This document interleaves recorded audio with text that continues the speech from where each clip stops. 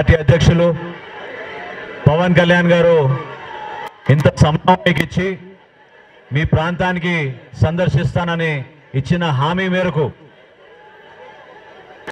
ఇక్కడున్న సమస్యలు తెలుసుకోవడానికి మీతో పాటు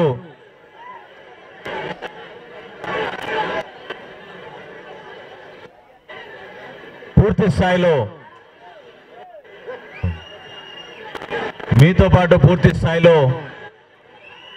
ఆయన అభిప్రాయాలు భవిష్యత్తులో ఏ విధమైన ప్రణాళిక మీకు మేలు జరిగేటట్టు ఏ విధంగా మేము చర్యలు తీసుకోవాలని దానిపైన మీలో కూడా ఆ ఆవేదన ఆ ఆక్రోశం ఖచ్చితంగా ప్రభుత్వ పెద్దలు ఈ సమస్యని గుర్తించాల్సిన బాధ్యత కాస్త దాన్ని పక్కన పెట్టి కనీసం మీతో సంప్రదించకుండా ఇక్కడ ఉన్న సంస్థల్ని పిలిపించుకుని ఏ కారణాల వల్ల 10,000 తీసుకున్నారు ఆ కారణాల మేరకు మీకు న్యాయం జరిగిందా లేదా అనేది ఒక అవగాహన తీసుకొచ్చే విధంగా పనిచేయాల్సింది. కానీ మీ పంటలకు నష్టం కలిగేటట్టు గ్రామాలని మిమ్మల్ని ఇబ్బంది పెట్టేటట్టు ఇన్ని వేల ఎకరాలు కేవలం ఒక సంస్థకు అప్పచెప్పడం చాలా దురదృష్టకరం. కానీ మేము మాత్రం జనసేన పార్టీ తరఫు నుంచి ఏ సమస్య వచ్చినా ప్రజల దగ్గరికి వెళ్ళి తెలుసుకుని ఆ సమస్య కోసం నిరంతరంగా మీకోసం పోరాటం చేస్తాం. పోరాటం కేవలం ఓట్ల కోసం కాదు, పోరాటం మీకు న్యాయం జరిగే విధంగా ఒక పరిష్కారం జరిగే విధంగా మీకు మీ కుటుంబాలకు మంచి భవిష్యత్తు ఉండే విధంగా పనిచేస్తాం తప్ప ఇతర నాయకుల్లాగా ఆ సందర్భంలో మీ దగ్గరికి వచ్చి ఏరువాక జరుపుకొని పుట్టినరోజు జరుపుకొని మభ్యపెట్టి మీతో ఓట్లు వేయించుకోవడానికి మాత్రం మేము రాలేదు. అది మీరు గుర్తించాలి. వాస్తవంగా రాజకీయాల్లో ఒక మార్పు తీసుకురావాలని అవకాశవాద రాజకీయాలు పక్కన పెట్టి మీకు మేలు జరిగేటట్టు ప్రజాస్వామ్య పద్ధతిలో రాజ్యాంగానికి అనుకూలంగా ఆ పరిధిలో జనసేన పార్టీ ఎప్పుడు కూడా మీతో ఉంటుందని మనం చేసుకుంటూ మీ సమస్యల గురించి పూర్తిగా అవగాహన ఉంది. చాలా లోతుగా మేము అధ్యయనం చేశాం. గతంలో కూడా కాకినాడలో మీటింగ్ జరుపుకున్నప్పుడు ఆ రోజే మేము చెప్పాం మీకు ప్రతి సమస్య గురించి పవన్ కళ్యాణ్ గారి దగ్గర పూర్తి సమాచారం ఉంది. ఎక్కడ కూడా పొరపాటు జరగకుండా మీకు న్యాయం జరిగే విధంగా మీ తరఫున నిలబడడానికి కోసమే జనసేన పార్టీ మన అధ్యక్షుల వారు మీకోసం ఉన్నారని మీకు మనం చేసుకుంటూ ఇప్పుడు పవన్ కళ్యాణ్ గారిని మాట్లాడమని కోరుతున్నాను.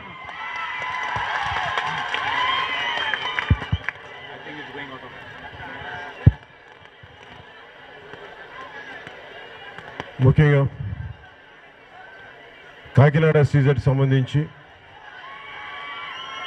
ఇది ప్రారంభమైనప్పటి నుంచి రాజశేఖర రెడ్డి గారి ప్రభుత్వం ఉన్నప్పటి నుంచి ఈ సమస్య నా దృష్టిలో ఉంది. 2009 ముందు నుంచి కూడా జనసేన పార్టీ పెట్టడానికి కూడా నేను ముఖ్యంగా రాజకీయాలు రావడానికి కూడా ముఖ్య కారణం ముఖ్య ఆలోచన కూడా ఎస్సీజెడ్ల పేరు మీద ఇవ్వని ఉద్యోగాల పేరు మీద రాని పరిశ్రమల పేరు మీద ఇవ్వని సంపాదన మీద రాని సంపాదన మీద వేల కోట్ల సంపాదన వచ్చేస్తుంది. ఈ ప్రాంతం అంతా బంగారు భవిష్యత్తు వచ్చేస్తుంది, భావితరాలు బాగుంటాయి అని పేరు చెప్పి ఎకరం కాదు 2 ఎకరాలు కాదు 1000 కాదు వేలకు వేల ఎకరాలు భారతదేశం అంతటా ఇవన్నీ జరగడం నాకు చాలా ఇబ్బంది కలిగించినాయి, చాలా ఆవేదన కలిగించినాయి. 2009లో అప్పుడు పార్టీ పెట్టినప్పుడు కూడా అప్పుడు పార్టీలో ఉన్నప్పుడు కూడా నా దృష్టిలో ఎస్సీజెడ్ల మీద మాట్లాడేవాడిని ఎక్కువ. అలాగే రాజకీయ వ్యవస్థ బ్యూరోక్రసీ వ్యవస్థ కానీ రెండు ఏకమైపోయి మనకు రావాల్సిన న్యాయం భూమి తీసుకున్నప్పుడు రావాల్సిన పరిహారం ఇవ్వకుండా అడ్డగోలుగా భూమిని తీసేసుకోవడం. ఆ సమయంలో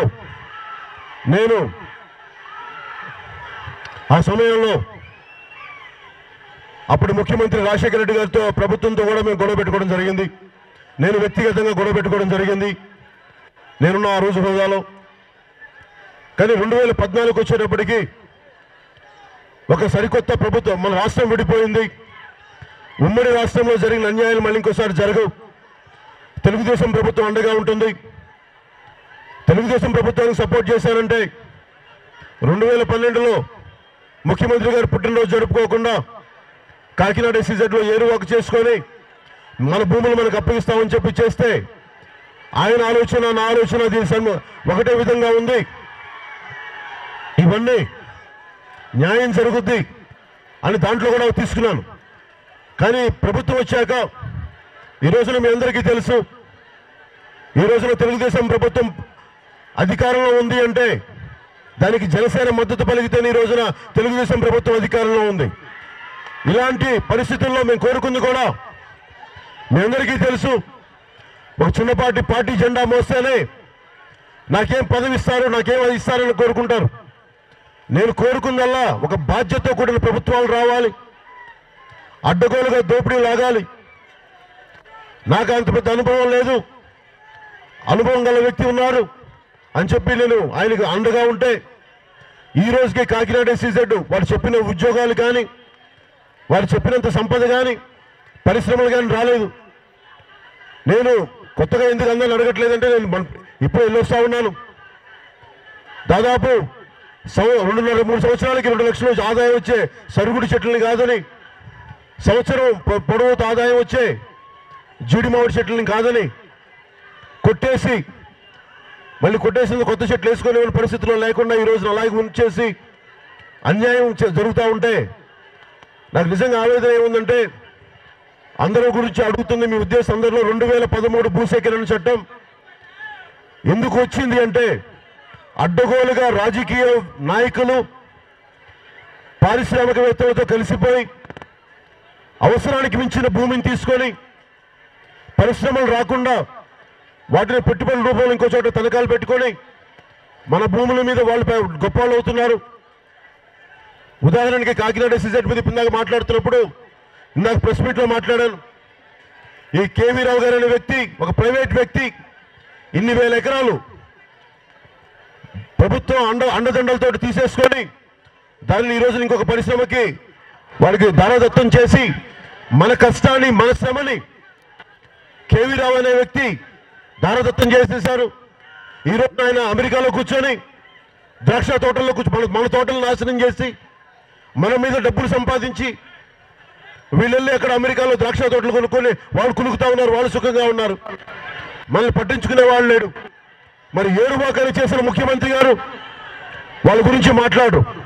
సో నేను మీకు అండగా ఉంటుంది. నేను మీకు చెప్పదలుచుకుంది కూడా మీరు 2013 భూసేకరణ చట్టం ప్రకారం మీకు ఇష్టమైతే భూములు ఇవ్వాల్సిన పరిస్థితి ఉంది, ఇష్టం లేకపోతే మీ భూములు అమ్ముకోవాల్సిన అవసరం లేదు. అందుకని జనసేన మా ఉద్దేశం ఒకటే, నా దగ్గర 1000 కోట్లు లేవు, నా దగ్గర ఉందల్లా మేము ప్రజా సమస్యల పైన పోరాటం చేస్తా ఉన్నాం. మేము కేవలం ఓట్ల కోసం రాలేదు. నిజంగా విసిగిపోయిన వ్యక్తిగతంగా నేను కూడా అడ్డగోలుగా దోపిడీలు జరుగుతూ ఉన్నాయి. డబ్బున్న వాళ్ళు డబ్బులు ఉన్న వాళ్ళు అవుతున్నారు. బీదల భూముల మీద, ఎకరా భూముల మీద, సెంటు భూములు ఉన్న వాళ్ళని దోచేసుకొని వీళ్ళు 1000 కోట్లు సంపాదిస్తూ ఉన్నారు. అడిగేవాడే వెళ్ళాడు. బ్యూరోక్రసీ ఉంది, అధికారులు ఉన్నారు. దీనికి అధికారులు కూడా బాధ్యత వహించాలి. రెవెన్యూ అధికారులు కూడా బాధ్యత వహించాలి.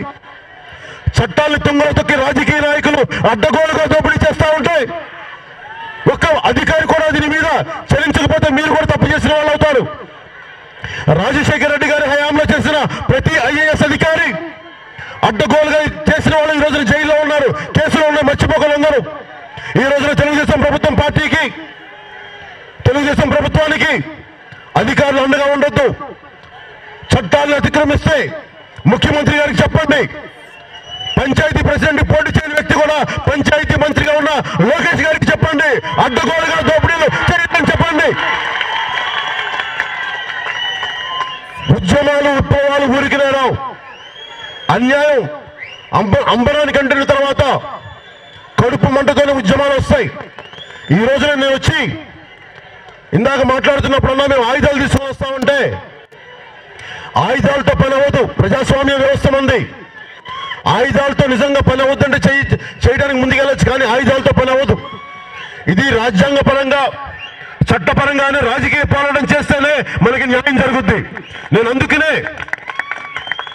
అందుకనే పదవులు ఆశించకుండా వీరులతో మాట్లాడితే ఈ కులాన్ని ఎత్తుకుంటే ఈ కులం ఓట్లు పడతాయి, ఆ వర్గాన్ని ఎత్తుకుంటే ఆ వర్గం ఓట్లు పడతాయి రాలేదు. ప్రజా సమస్యలు ఎక్కడున్నా కానీ నిన్న రెల్లి కార్మికుల సమస్య గురించి మాట్లాడాం, అంతకుముందు మత్స్యకారుల సమస్యల గురించి మాట్లాడాం. ఈరోజు కాకినాడ ఎస్సీజెడ్ అంటే అన్ని కులాలు, అన్ని ప్రాంతాలు, అన్ని మతాలు కలిసిన సమస్య ఇది. ఒక కులానిదో ఒక మతానిదో కాదు. సోషల్ ఇంపాక్ట్ అసెస్మెంట్ అనే పదం ఉంది. సామాజిక ప్రభావం అంచనా అని. ఒక పొలం మీద చేయడానికి రైతు కూలీలు కానీ, భూ యజమానులు కానీ, కౌలుదారులు కానీ అనేక రకాలుగా వారికి ఉపాధి అవకాశాలు కల్పిస్తాయి. కానీ ఈ రోజున సోషల్ ఇంపాక్ట్ అసెస్మెంట్ అవసరం లేదని చెప్పి నేను జగన్మోహన్ రెడ్డి గారి గురించి మాట్లాడుతూ ఉన్నాను. ఇంత సమస్య ఉంది ఇక్కడ మనకి కాకినాడ ఎస్సీజెడ్ లో. ఆయన తూర్పుగోదావరి జిల్లా అంతా తిరగలరు కానీ కాకినాడ ఎస్సీజెడ్కి వచ్చి కుమ్మక్కవ్వకుండా నిజంగా ఆయన అసెంబ్లీకి ఆయన ఎల్లుండుంటే, చట్టసభలకు ఆయన ప్రతిపక్ష నాయకుడు, నాకంటే బలమైన స్థానంలో ఉన్న వ్యక్తి వైఎస్ జగన్మోహన్ రెడ్డి గారు. ఆయన చట్టసభలకు వెళ్ళడు, అసెంబ్లీలకు వెళ్ళడు, రోడ్ల మీద తిరగడం పని పెట్టుకున్నాడు. కానీ నిజంగా మన కాకినాడ ఎస్సీజెడ్ ఇంత అడ్డగోలుగా దోపిడీ జరుగుతూ ఉంటే ఏం నిలవరించే ధైర్యం లేదా మీకు? నిలదీసే హక్కు లేదా మీకు? వారికి ఏంటంటే కాకినాడ పోర్టు కూడా మాట్లాడుతుందాక తెలుగుదేశం ప్రభుత్వం, జగన్మోహన్ రెడ్డి గారు కొన్ని విషయాలు కుమ్ముక్కైపోతారు. ఈ రోజున మాట్లాడితే నేను భారతీయ జనతా పార్టీ తోటి మమేకమని చెప్తారు. మరి 2013 భూసేకరణ చట్టం అప్పటి ప్రభుత్వం తీసుకొచ్చినప్పుడు దానిని భారతీయ జనతా పార్టీ ప్రభుత్వం తుంగలో దొక్కి రాష్ట్ర ప్రభుత్వానికి అధికారం ఇచ్చింది, మీ ఇష్టానికి మార్చుకోవచ్చు అంటే ఈ రోజున ముఖ్యమంత్రి గారు 2013 భూసేకరణ చట్టం అమలు చేయక్కర్లేదు, సామాజిక ప్రభావం అంచనాన్ని అసలు తీసుకోవక్కర్లేదు, కన్సిడర్ చేయక్కర్లేదు. ఇవన్నీ మాట్లాడుతూ ఉంటే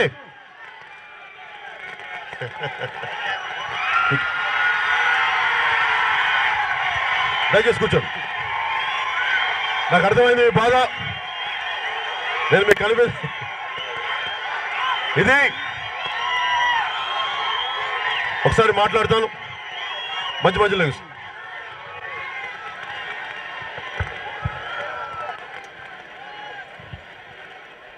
ఈ 2013 భూసేకరణ చట్టాన్ని రాష్ట్ర ప్రభుత్వం అడ్డగోలుగా తుంగలో దొక్కుతుంది.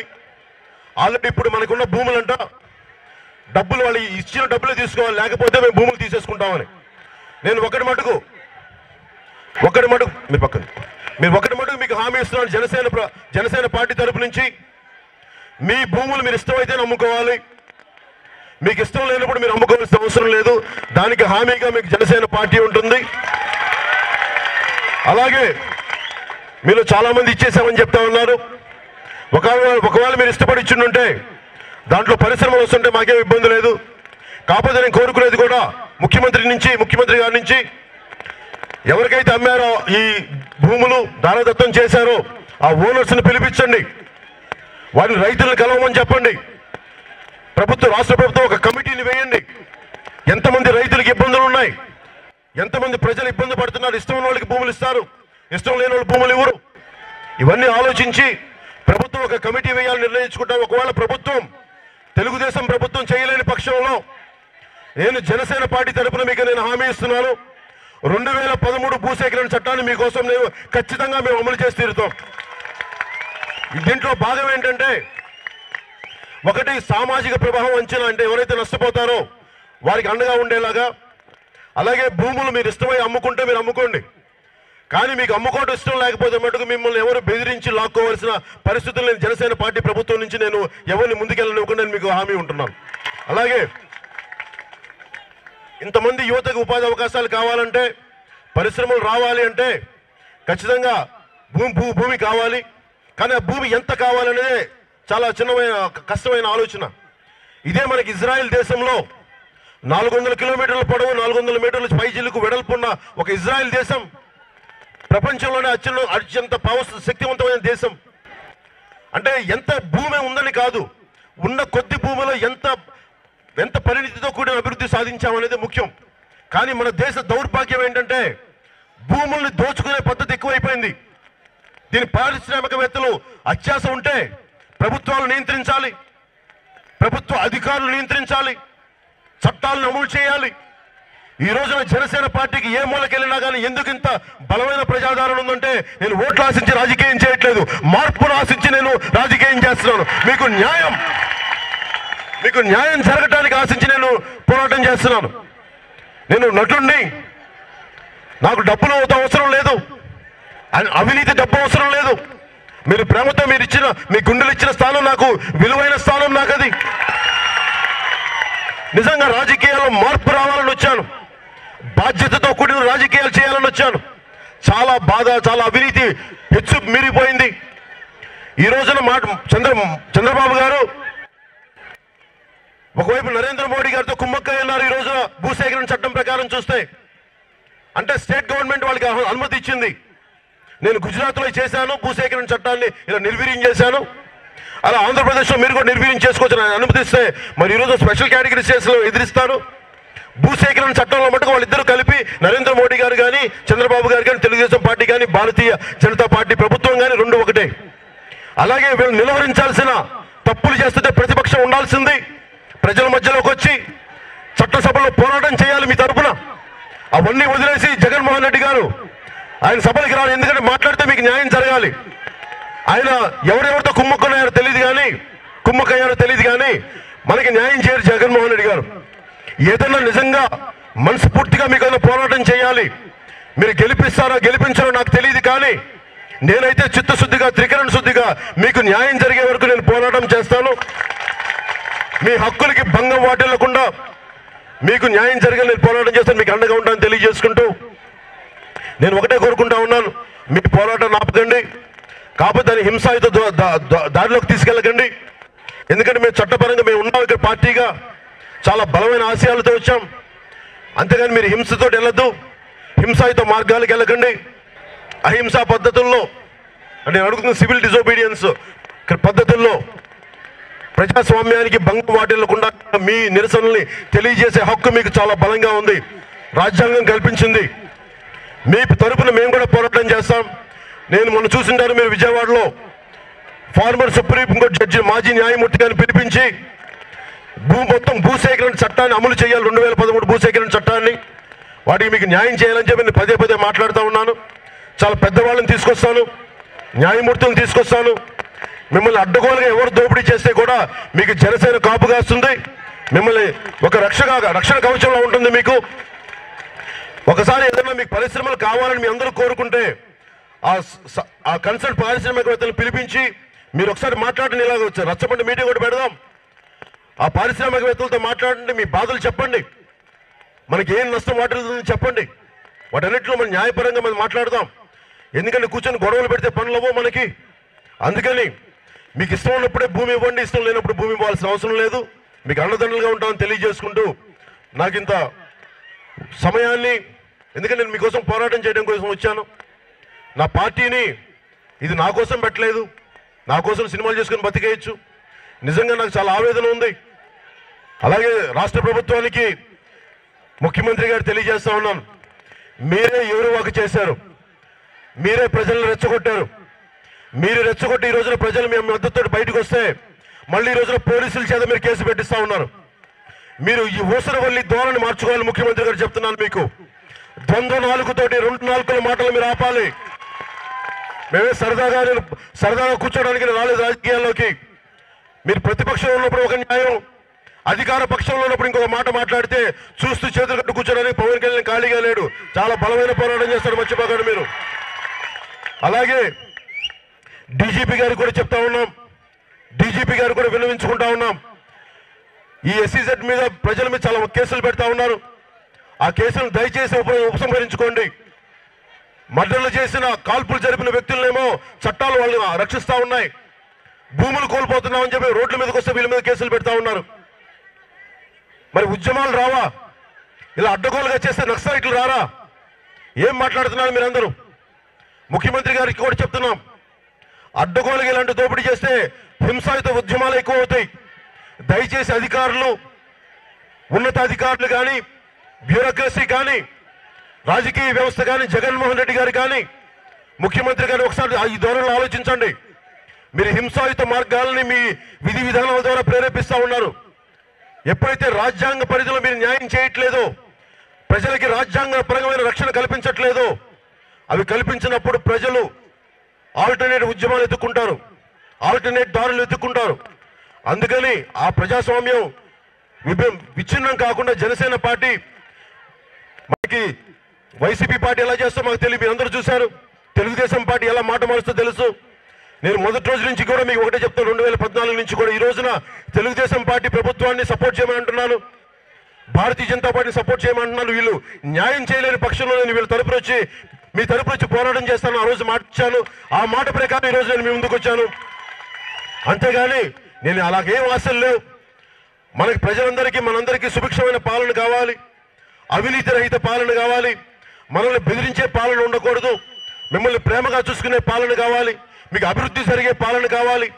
25 కేజీల బియ్యం కాదు మన బిడ్డలకు ఇవ్వాల్సింది, 25 సంవత్సరాల భవిష్యత్తు కావాలి. ఆ 25 సంవత్సరాల భవిష్యత్తు ఇవ్వడానికి జనసేన పార్టీ వచ్చింది. అందుకని మీ అందరూ ఆశీస్సులు ఇవ్వండి, నేను మీకు అండగా ఉంటాను. మీరు ఏ విధమైన నాకు ఆశీస్సులు ఇచ్చినా కానీ నేను మీ తరపున పోరాటం చేయడానికి ఎప్పుడూ పవన్ కళ్యాణ్, జనసేన పార్టీ, మా నాయకులందరూ సిద్ధంగా ఉన్నారని తెలియజేసుకుంటూ పేరు పేరున మీ అందరికీ ధన్యవాదాలు తెలుపుకుంటూ ఈ పోరాటం ఆపద్దు, ప్రజాస్వామ్య పద్ధతులు మరింత బలోపేతం చేయండి.